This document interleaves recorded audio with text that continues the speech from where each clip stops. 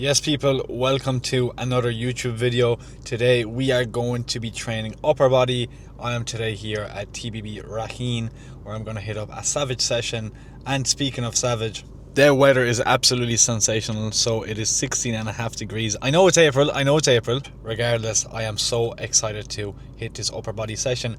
We have a long run afterwards leading to my half marathon training in about 3 weeks time. So I'm waiting for the pre-workout to kick in and I will see you very shortly. Right, exercise number one is going to be a flat dumbbell bench press. So while I'm currently preparing for the half marathon, I'm actually doing less volume in my strength sessions, because essentially when you're doing that kind of volume of training, so I'm doing 4 strength sessions in a gym per week, and I'm also doing 3 runs per week. So today is going to be a long run. Essentially when you're doing that, like let's say if you're doing 5 gym sessions per week, you have 100% recovery available for the gym session. But when you try and throw in nearly that same amount of volume of strength training as you do runs, that kind of availability is about 60%. So I'm going to do the most out of it. So I'm going to warm up with 15s. We'll see how 15s move.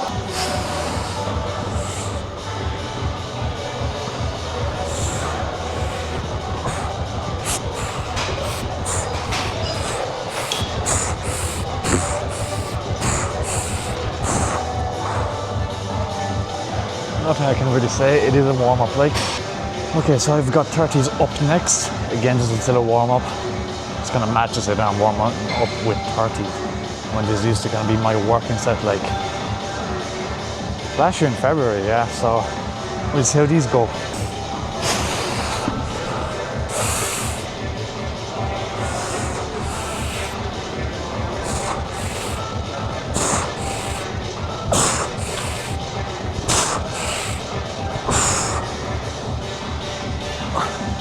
Six MD reps, good stuff. Okay, so next up we're gonna have 40s. So this is gonna be my first set. I'm wearing the wrist straps for these ones. So 40s, I'm gonna aim to get about 8 reps here. And this is gonna be the tune we're gonna opt for. Right. So we'll get into our first set of 40s right now.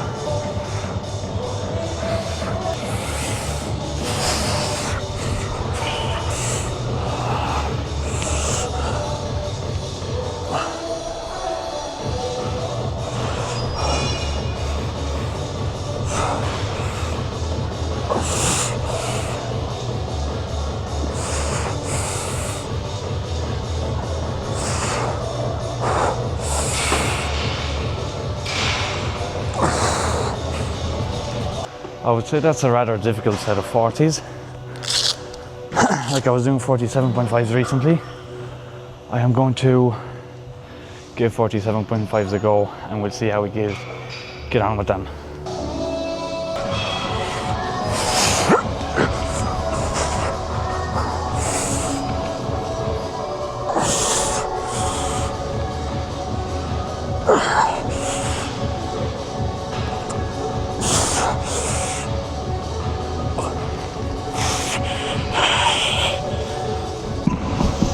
Yeah, that was I got 4 last week. I don't know, did I even get 4 here? I think I got 3 here.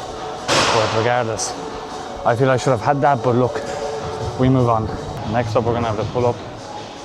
I'm initially meant to do a lat pull-down, but 3 lat pull-down machines are taken, so we're gonna go for a neutral grip pull-up and see how these move.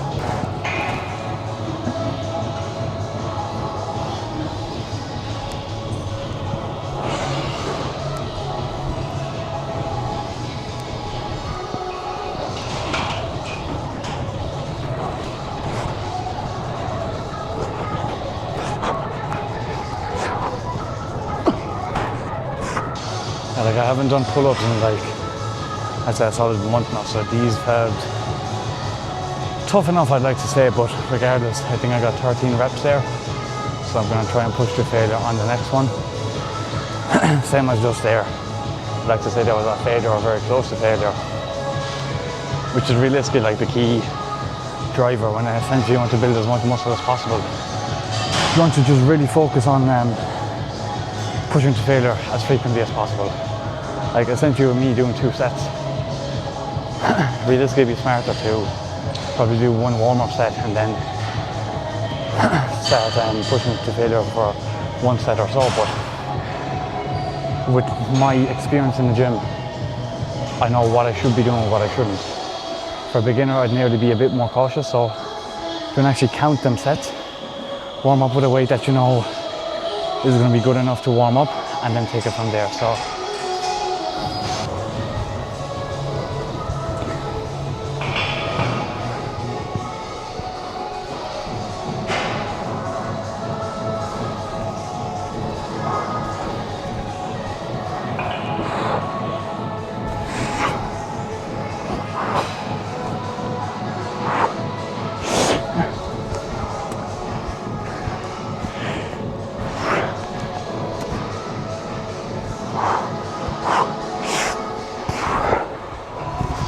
Alright, up next we're going to have high to low cable fly, an exercise that really kills my upper chest, but the pump is fucking fantastic.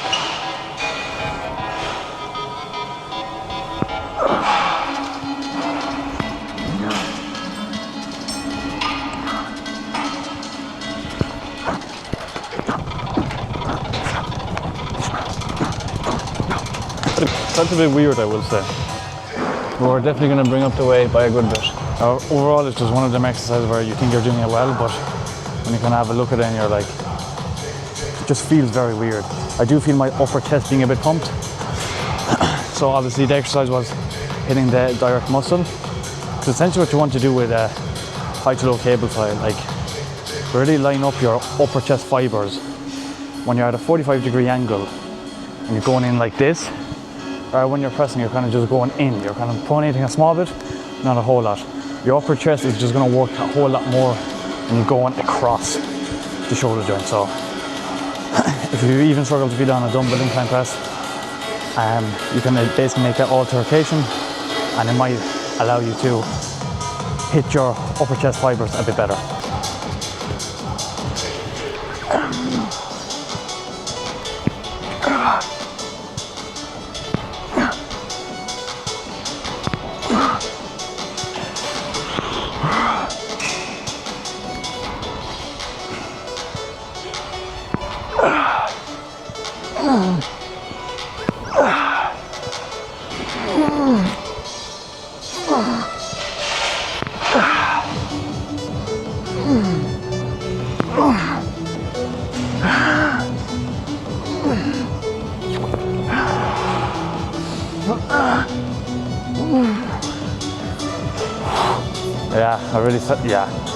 Upper chest is pumped. I'm very happy with that set. Push to failure. We are moving on to a T-bar row next.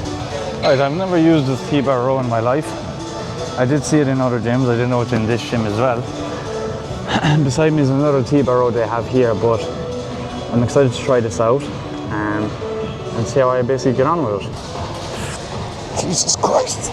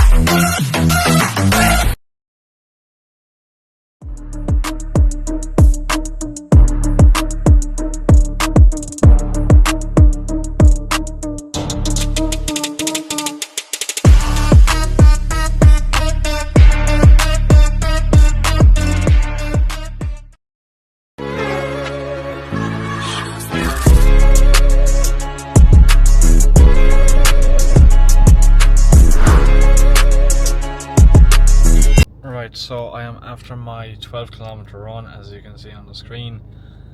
I forgot to record actually one exercise, which was the bicep curl. But overall, a very good session. One thing that I want to actually jump on here and speak about is the fact that when it comes to training arms specifically, your arms can actually tolerate a lot. So even though I done 2 sets on arms, so I done close grip bench press for my triceps, lateral raises and bicep curls, it doesn't fucking matter what bicep curl variation you're going to go for. I went for a cable rope curl, which is basically a hammer curl.